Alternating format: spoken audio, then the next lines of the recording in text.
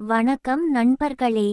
கணவனை இழந்து தனியாக வாழும் ஒரு ஆண்டிக்கு இங்கு என்னவெல்லாம் நடக்கிறது என்றுதான் பார்க்க போகிறோம். வாருங்கள் கதைக்குள் செல்லலாம். பிரேமா ஆண்டி. இந்த கதை தகாத அன்பை பற்றியது. பிடிக்காதவர்கள் படிக்க வேண்டாம்.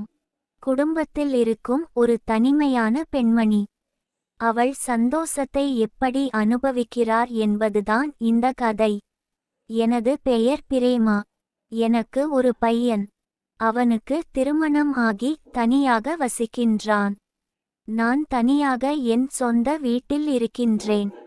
என் மகன் அவனுக்கு நேரம் கிடைக்கும் போதெல்லாம் என்னை வந்து பார்த்து கொண்டுதான் செல்வான். என் கணவர் 10 வருடங்களுக்கு முன்பே ஒரு விபத்தில் இறந்துவிட்டார். என் பையனை நன்றாக படிக்க வைத்து வளர்த்து அவனுக்கு நல்ல வேலை கிடைத்த பிறகு அவனுக்கு திருமணம் செய்துவிட்டு நான் எனது சொந்த வீட்டில் தனிமையை சந்தோஷமாக அனுபவித்துக் கொண்டிருந்தேன். என்னதான் தனிமை ஒரு சந்தோஷமான விஷயம் என்றாலும் பிடித்தவர்கள் கூட இல்லாமல் அது முழுமை அடையாது. எனக்கு 45 வயது தான் ஆகிறது. இந்த வயதில் நான் எந்த சந்தோஷமும் இல்லாமல் தான் இருக்கிறேன். என்னுள் ஆசை இன்னும் இருக்கிறது. என்னை பற்றி சில வார்த்தைகள். நான் அளவான உடம்புடன் மாநிற கலராகவும் இருப்பேன். ஆனால் நான் அப்படி சீக்கிரம் கவிழ்ந்து விடவும் மாட்டேன். என் கணவர் போன பின்பு எனக்கு நிறைய பாலியல் தொல்லைகள். நான் பழகும் ஆண்கள் எல்லாம் என்னுடன் இருக்க நினைக்கிறார்கள் என்று எனக்கு நன்றாக தெரிந்தது.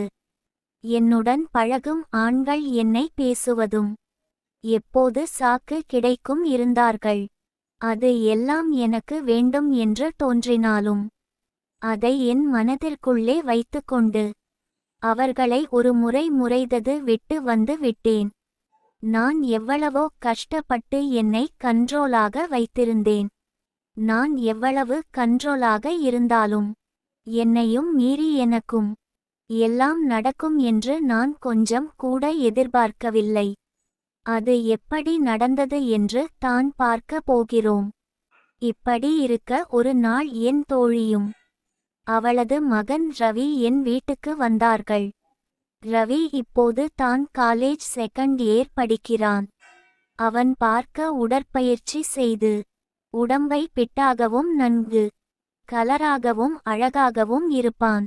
இருந்தாலும் அவன் மேல் நான் எந்த விதமான எண்ணத்தையும் வளர்த்ததில்லை. அந்த சம்பவம் நடக்கும் வரை என்னடி சொல்லாமல் கொள்ளாம வந்திருக்க என்று கேட்டதற்கு, இல்லடி ஊர்ல ஒரு சாவுக்கு போனோம், அதனால தான்.